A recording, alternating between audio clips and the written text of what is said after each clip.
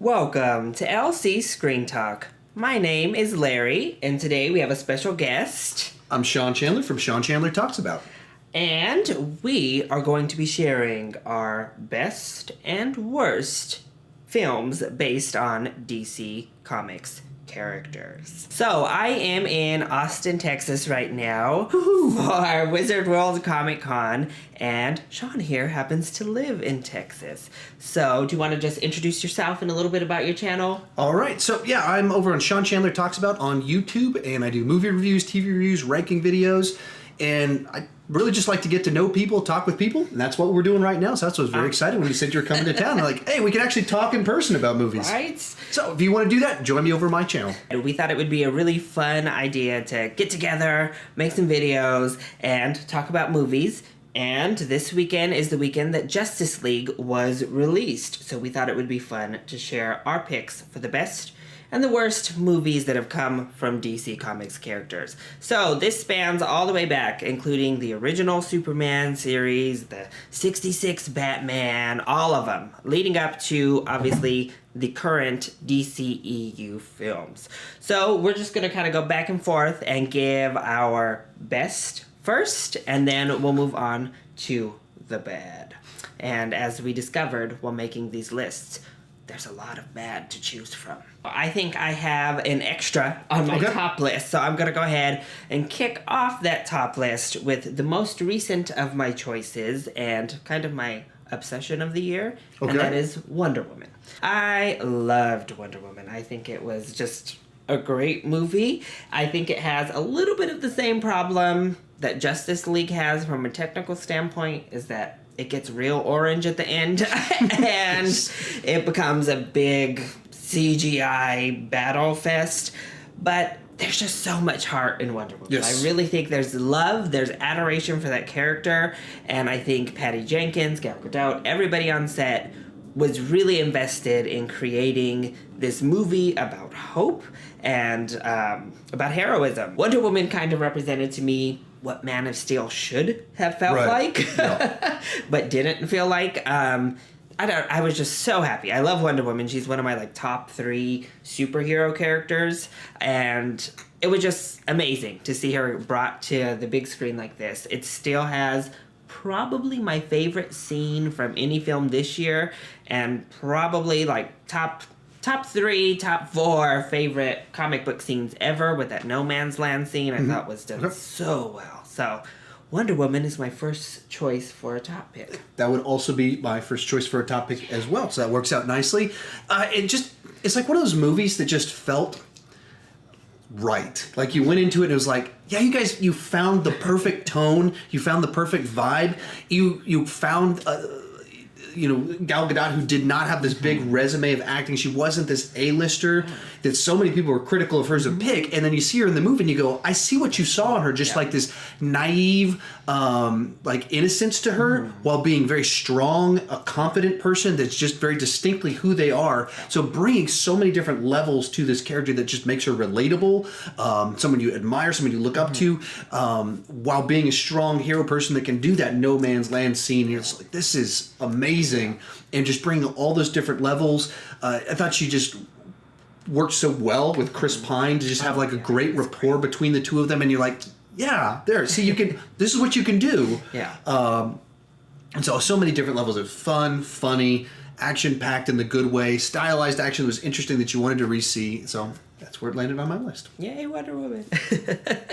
All right, so my next top pick is going to be probably one that a lot of people would put on their top list. And they put this usually right around the top of the best comic book movies ever made, and that's The Dark Knight. So I'm not going to be breaking any mold here. I do think that The Dark Knight is pretty fantastic across the board.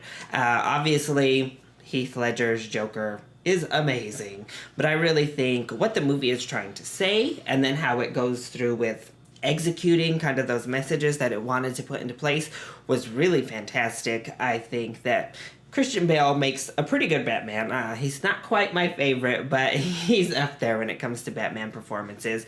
It looks amazing. The score is amazing. The cinematography is amazing. Nolan's direction is pretty near peak, I think, Right. in The Dark Knight. So I think it's by far the best of his trilogy, and it is it is my favorite Batman film. So I have that one higher up on my list, to your point of many people do that, but we can talk about it right now. Right. I mean, it's just such a well-crafted movie. Yeah. They went, let's just tell a great crime story that just happens to be about a guy dressed as a clown and a guy dressed as a bat. They even came up with a way to build that sort of theme of, if there's a guy running around in a bat, what would that do to a city? What would that lead to the escalation and the culture there? And that builds that into the premise of the movie, is this escalation, the consequences of actions, and if you do this, then this will happen. And it just keeps doing that throughout the film of building consequences of actions and choices that just makes for an emotional story that kind of hits you in the gut at times, that is heroic at times, that is frustrating for the right reasons at times. And so you just see all these different elements and people talk about Heath Ledger's Joker, but I think Aaron Eckhart is also just great in the movie as having to do these different types of roles in it. And just you can just go through the whole cast, very well cast. These movies of getting Michael Caine in there as Alfred, Morgan Freeman as Lucius, Gary Oldman as Gordon, and they just feel like, yeah, this is perfect. This is like what you did here was so good. Continuing on this theme, my one at this level was Batman Begins. I frequently go back and forth as to which one of these I have on top.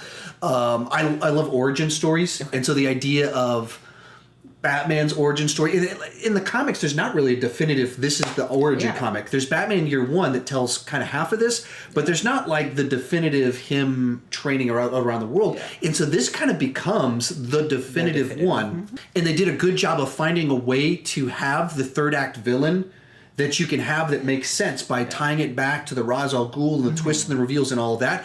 In that, with Ra's, we got like Liam Neeson. You get like bringing a powerhouse actor like that into that role. All these little things, the way it's crafted so nicely. It's very, very Nolan-esque in that it's non-linear, and so it just kind of jumps around in time. So those sorts of elements just kind of make for it compelling that we can have a story that's moving forward while going backwards and telling all these elements.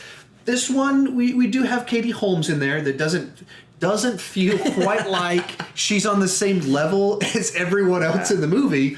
But at the same time, if you remove that element out of it, besides her, you've got great casting. The Scarecrow scene is amazing. Yes. And so many different things to it that just really well-crafted movie that I know I like to watch. I probably rewatch Batman Begins more than The Dark Knight. Yeah. And some of that's also because it's a movie that's easier to put on, where The Dark Knight is just so tense and like everything's winding up the whole movie. Batman Begins, you can put it on in the background and be like, So I'll stick on the Batman train right now, and my next pick is the 1989 Michael Keaton Batman. So I think that this film is when Tim Burton was still like Tim Burton, and I think it was a perfect mashup to have Tim Burton meet Batman and give us like this dark, still kind of weird and creepy, zany take on the Batman character. I think Michael Keaton is still my favorite of the Batman actual performances, both in the suit and as Bruce Wayne. I think he gets the balance really well. So it would definitely go on my top of the DC pile. So I saw this was the first movie I remember seeing in the theater. Oh. So this one has a very special sentimental place in my heart. Defines so much of my childhood. I still have like some of the toys for it. Like I have the Batwing for it, and so my son plays with it now. And I have several of the different like Batmobiles and stuff from then that are still have them now because they meant so much to me that I kept them. And yeah, I mean, so many things about it that you think what comic book movies were before this and what they become afterwards. Because even you look at Richard Donner's Superman, just very traditional feel to it, and it didn't have like a distinct like director's flair all over it, whereas Batman 89 is Tim Burton all over it. Even to like the Danny Elfman score to it, that's just amazing. And iconic. It's both iconic in that it's just great, heroic music, but also it's very quirky, weird Danny Elfman, Tim Burton music at the same time. It's both of those things, and they're so distinctive. And you hear them, and you can instantly recognize them. And it's a fun, cool thing to that music. That's the music they use for the Lego Batman games that my son plays all the time. And so when he thinks Batman, when he thinks the music, he thinks of that Danny Elfman score. It's so iconic in how good it was and what you could do with it. So that's a movie that I absolutely love. I didn't have it on my list. There's some things about it that I just don't think age well. The Prince stuff in particular, the dance sequence in the museum. There's a few things that I just go, you went a little bit like, you just change a few things in this, and we jump back up. Yeah. Or the Joker going through downtown, dancing to Prince songs, throwing money out. Little odd. Besides that, though, just it's so iconic, important to my life. I actually have the full card set of like the trading cards you could have for it. I have a notebook that I still have that's in the room where I shoot all my videos. That's all of the cards for this one and Batman Returns, the full collection. So I was gonna say the second almost beats out the original Batman, but I think that heavily weighs on Michelle Pfeiffer's amazing Catwoman. It just elevates it so much. But this one, it barely edged it. So did you have another? I got one more movie for us. I'm gonna go with Superman 2. I couldn't go with Superman 1. They're kind of really equal. Yeah. I just didn't want to put both of them on there to extend my list because they're just equal. So I'll lump them all together. Just what they're able to do of just telling a traditional Superman story, and not treating it campy. Like there's things in it that when it gets to Metropolis, there's some campy elements in it with the way the humor's done. But you take like the first 45 minutes of the story, and it's this big epic story of a planet's destruction and saving a child and him growing up and this Americana vibe to it, and you good old boy dad kind of raising him to be a good son that believes in real like you're powerful. Who cares about running across a finish line, son? You can save people. And just these little sorts of moments like that. And but the actual plot in the first one that they do, and it's a real estate scheme with Lex Luthor, that's not as strong. Whereas the second movie has the stronger villain with Zod showing up. And the two movies were they're one script that was cut in half. There's Mario Puzo that did The Godfather wrote the original drafts on them, and so it's this big epic thing that was two movies, and there's a whole backstory to it. I love that stuff. This another one that defines my childhood is these two movies. But yeah, so then having this story where you're actually seeing Superman fighting other Kryptonians in buildings, and if you didn't grow up on it, it looks cheesy now because of what they could do, and it is guys on harnesses in front of projected screens and stuff. But the way it's crafted, and so some of the problems with Man of Steel people have is, why doesn't Superman care about people dying? In the Final Fight of Superman 2, Zod looks at Superman and he goes, he won't let anyone die. Like, that's his weakness. The way that we can defeat him is all we have to do is put people in danger, and then he'll kill himself trying to stop. And you just stop and think, why didn't Zack Snyder get that? And just so those little touches to where they crafted it, and then even to that iconic final defeat of Zod, where Superman knows that Lex Luthor's going to try and trick him, so he out-tricks Lex Luthor with something, and then he kneels before Zod, crushes his hand, and then defeats him. So I grew up on them. They're my childhood. And so for those of you watching that know the difference between the Donner cut, or Richard Donner cut, and the theatrical cut of Superman 2, they're equal to me. If we'd been able to get the original, actual Donner cut finished, he completed the movie, that would be the one I would prefer, but there's some flaws in the Donner cut since it's not actually good. Do you know the backstory on that, what I'm talking about? Yes. Okay. Yeah. So if you don't know, essentially they started filming Superman 1 and 2 back-to-back together. They filmed 80% of Superman 2. Then when they went to make Superman 2, they fired the director of it, brought a new guy in that wasn't as familiar with Superman. They came up with a new beginning to it, added a little bit of corny humor into it, and restructured some things. And it's still a very good movie, but the Richard Donner one just had a certain level of love for the character that the second director didn't have. There you go. Yeah. I rewatched these recently for like the superhero tournament I was a part of. And I think they hold up really well, much better than I remembered for sure. Because I've said it a lot. I'm not a big Superman fan, but watching the films, again, I think that's what it is. A love for the character that you get in these older films, these original Superman. I never quite get on board with that going back in time to save Lois Lane nonsense. That's always my big gripe with the first Superman. It's like, ugh. So for my final pick, I decided to go with V for Vendetta. Okay. So I definitely know that V for Vendetta has a couple of problems, but I really I love V for Vendetta. So this came out when I was I don't know, my teens, I think, and me and all my friends were just like obsessed with it. I love a good social commentary. I love a film about us as a society that is sophisticated, and I think V for Vendetta really pulls it off in an interesting manner. You have this vigilante. DC loves their vigilantes, that's for sure. Vigilantes are always fun to explore because they're kind of always in that gray area of, I get it. I get why you're doing what you're doing, and I get what's going on, but maybe don't kill people and blow things up. But so I always just kind of like relate to these type of films. I think Natalie Portman is great in this. I think this is one of her better performances. So I love V for Vendetta. I've only seen it one time. That wasn't recently. I need to rewatch it. It's one of those ones that I know I need to invest more time into. Yeah. It just hasn't happened. So I actually don't have anything to say about it. And so I don't have negative feelings. It's not like I haven't rewatched it. Oh, I hated that. It's nothing like that. It's just one of those movies I watched. I was like, oh, that was cool. And I just haven't rewatched it. Yeah. Well, do you want to go ahead and kick us off on the worst list? All right. So speaking of the worst, I haven't seen Catwoman. Haven't seen Jonah Hex. Haven't seen Steel. So some of the ones that would be some of those easy picks for worst, I just haven't seen them to be able to talk about them. Number 4, I went with Suicide Squad. Oh. So when I first saw it in the theater, I actually didn't mind it. Like I was like, hey, I'm digging the cast. There's a lot of energy in this. And then left, talked with my buddies, and they're like, what about this? What about this? I was like, wait, oh dear, this plot doesn't make a lot of sense. There's some issues with this. And then after several months, finally got my wife to watch it. She didn't want to watch it at all. I was like, no, you got to watch it. And we watched it.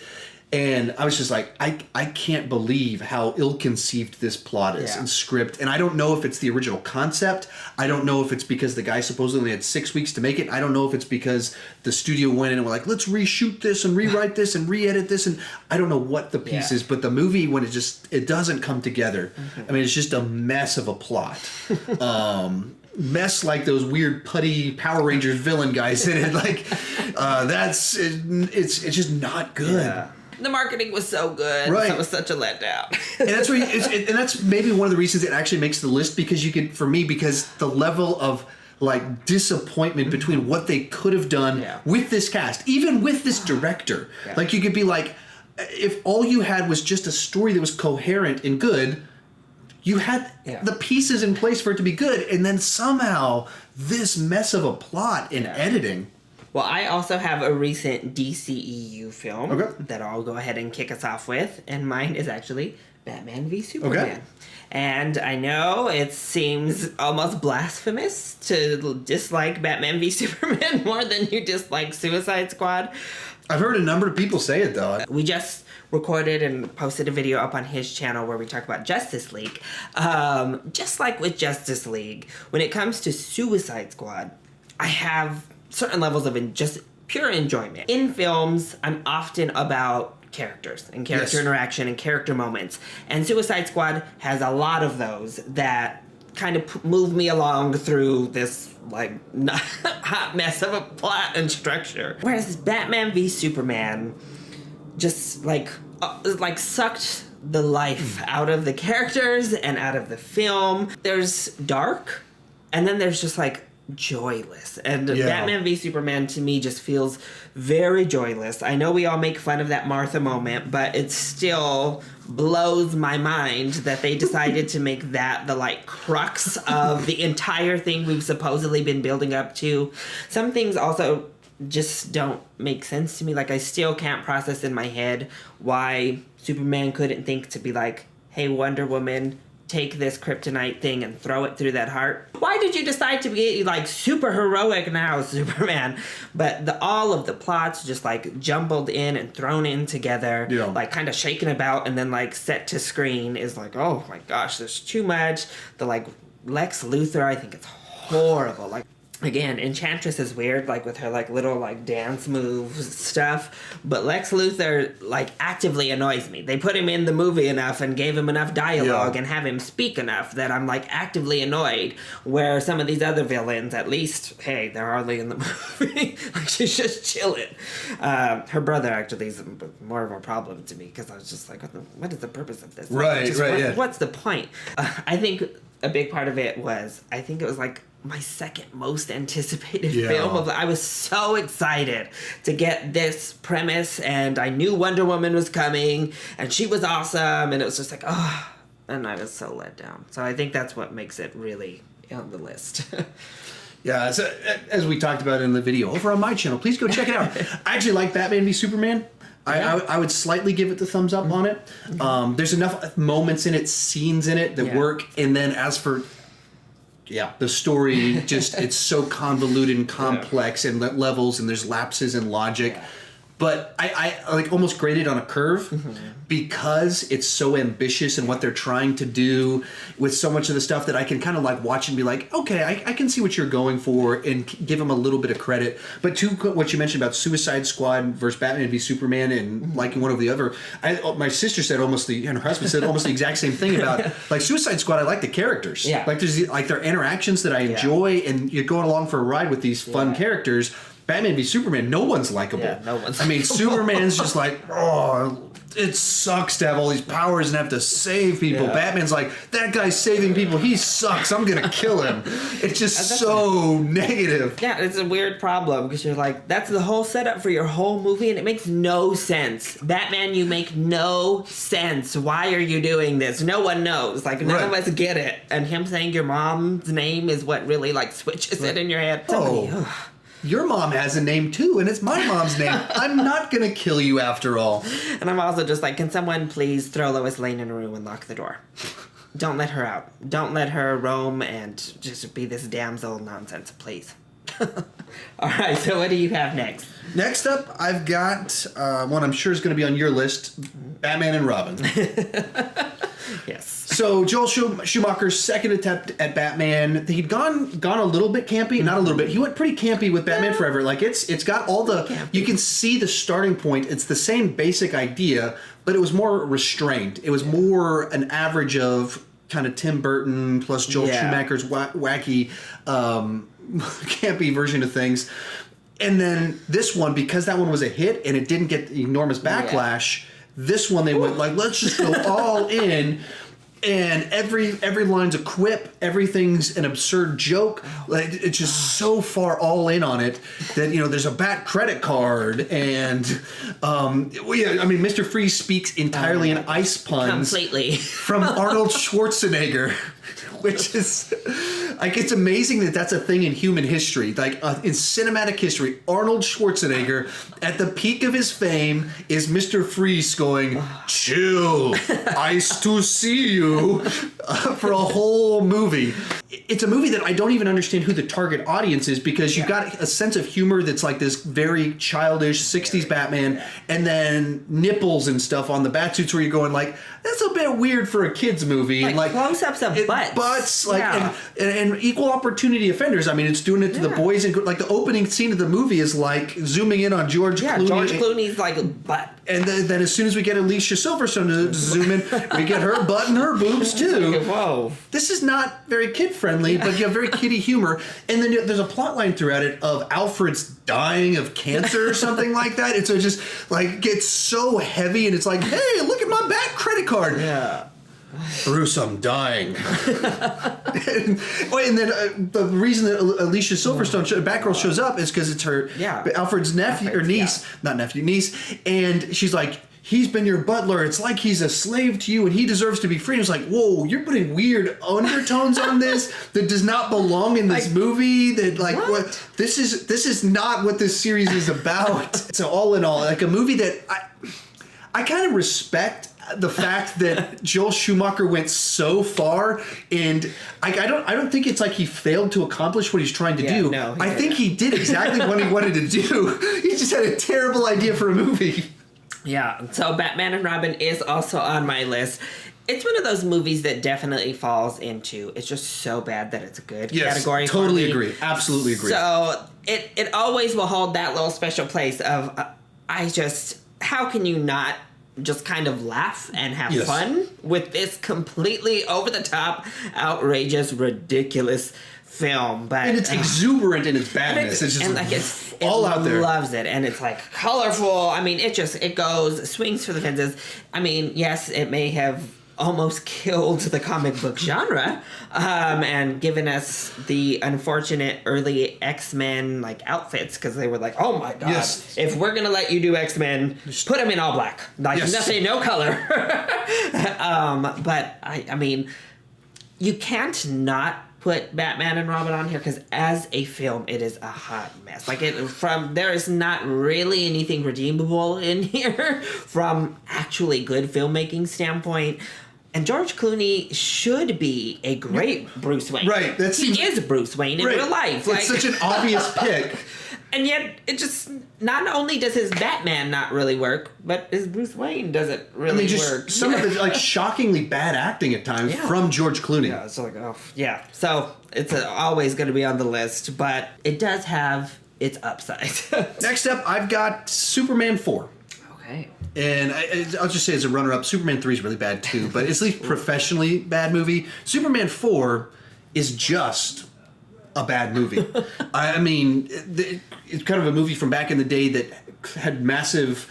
I don't know if it had reshoots necessarily, but they edited out 30 minutes of the movie. There was a whole subplot about like 2 different nuclear mans showing up, and they just kind of threw that all out there. The budget had been cut drastically, and so you can watch it, and I'm sure there's montages of this on YouTube. They reused effects shots extensively. Like, there's this same shot of Christopher Reeves flying towards the camera that's reused time after time and time again in the movie. I know it's in the Honest trailer about it, but and you're just watching it like, I can't believe how far things have fallen.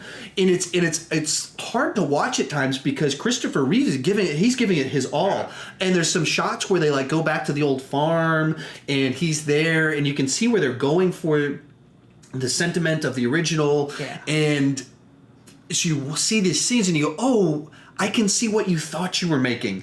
And it's trying to make a statement about nuclear weapons and world peace and stuff, but the end product is Nuclear Man, who has the voice of Gene Hackman. John Cryer's in it, being like, oh no, Uncle Lex, oh, bogus dude. And just as the surfer dude guy, and just so many things about it. You watch it and it's so disappointing in what you're seeing and how far the franchise fell. Just production values, the story, the amount of effort put into it. Wow. Chris is giving it his all to try and carry this movie that's bad. Yeah. Superman 3 and 4, I hardly remember seeing them because I never revisited them. Like, I know I saw them when I was a kid, but I never watched them again. So for my next pick, I'll go ahead and do the one you have not seen. Okay. And that is going to be Catwoman. Ooh, okay. So, Catwoman, I'm going to be honest with you all real quick. I actually own it on DVD. Nice. It kind of is also so out there and so bad that... Plus, I mean, Halle Berry looks really good in that Catwoman suit. Like, I'm sorry about it, but that's the biggest redeeming factor of the whole film, actually. So, the problem with Catwoman is I almost think it shouldn't even qualify as in this list. Right. Because it's not DC's Catwoman. No. They completely renamed her. They completely gave her a different backstory. She's not just like a burglar. She's someone who, like, dies and gets resurrected by cats. And so she has the reflexes of cats, like, climbs on walls, like whoa, okay. So they totally just disregarded anything DC had ever done with the character. Again, this is when Halle Berry was like, well, she won the Oscar and the Razzie all in the same year, but she was a sport and showed up to accept that Razzie for Catwoman. She was at her peak. Like, this was like primetime Halle Berry giving a horrible performance. Just like, this is a perfect idea. Like, all of this. And it's like, oh, it worked for Eartha Kitt, Halle, but no, not for you. And then Sharon Stone is our villain, and she is literally just like selling cream, like face cream that keeps you young, and the moment you stop taking it, your face cracks. Like, what? This is really the villain? Okay, Hollywood, we have problems when you're like female character and female villain are all about their vanity and stuff. But Sharon Stone is awful in this. Benjamin Bratt is trying. But, oh god, it's so bad. The effects are literal, like, video game effects in this. It just... What? Just what? From DC, from Halle Berry, from all of them. All right, so what is your final pick? Final pick, I went with Supergirl. All right. So, actual quality of the movies between Superman 3, Superman 4, just kind of going back and forth. The reason it's the number one on my list, because this one's just not watchable for me. Oh. It's that kind of bad where it's so bad it's boring. Okay. And so then they couldn't decide if it tied to the Superman mythology. So Mark McClure as Jimmy Olsen kind of shows up in it. So it kind of ties back, but it's not really connected to the other ones. There's like magic involved in it and all sorts of things that it... She shows up and immediately she's a student at a school, and it doesn't tie into the plot though. She gets sent in the Phantom Zone, and Peter O'Toole is there, and he showed up early in the movie, and he's got like a bottle, and he's like, "Would you like a squirt of water?" And just keeps like squirting water in his mouth, and he keeps using the word squirt, and you're like, this is uncomfortable. This is a weird way to do things. And so whereas Batman and Robin, that's what I can put on and just have fun watching a bad movie that's so exuberant and fun in its badness. Even Superman's, it's short, but it's energetic in its badness, and so it's trying to do something. There's Richard Pryor professionalism of sorts to Superman 3, but Supergirl, I'm just watching it like, how did you think this was good? Why was this the direction you went with this? Yeah. I don't understand the movie you thought you were making. And so for me, it's just a movie that is unwatchable in its badness. I've never seen Supergirl, so you're missing out. I won't watch it. If there's no fun and there's no campiness and you're bad, I'm usually... So, for my final pick, I'm going to go ahead and say Green Lantern. Okay. So, Green Lantern, upon initial viewing... I usually have fun with most superhero films. I just kind of like, as a general rule, unless they really disappoint me, then I guess it's like, oh God, what was that? But Green Lantern, I thought, Ryan Reynolds is very charming. He's really fun, so he kind of can lift a lot of the badness. But the Green Lantern just like floating head throughout the entire movie. I can't understand why you would CG on this little tiny mask on someone. Yeah. Why would you do that? I remember seeing the costume, but seeing the trailer being like, why did they go CGI for this? What are you thinking? For his mask? Like, that part, it baffled me. But again, like, him and the whole romance was just like, oh, God. The character himself gets an arc, but I feel like it's such a cliched, like, blah. Arc. The arc we've seen a million times with this kind of male character, rebel, learning responsibility. I feel like you don't even really get like the good progression. Like everything that happens up out in space, I'm like, ugh, too, the whole time. I don't like the twist like ending. I think our final battle is just a bit anticlimactic overall. So there's nothing remarkable that happens in Green Lantern. Yeah. Like there's nothing really good that happens in Green Lantern, and the CGI fest, like, people want to give the Phantom Menace and the prequels crap for being a CGI fest. I think the prequels have better CGI than Green Lantern that came, like, 15 years after the Phantom Menace. So, it looks bad. I'm staring at a floating head the entire time that has, like, this little part stick out. So, the Green Lantern, I can enjoy it to a point. It's just not it's not fun enough for as it is.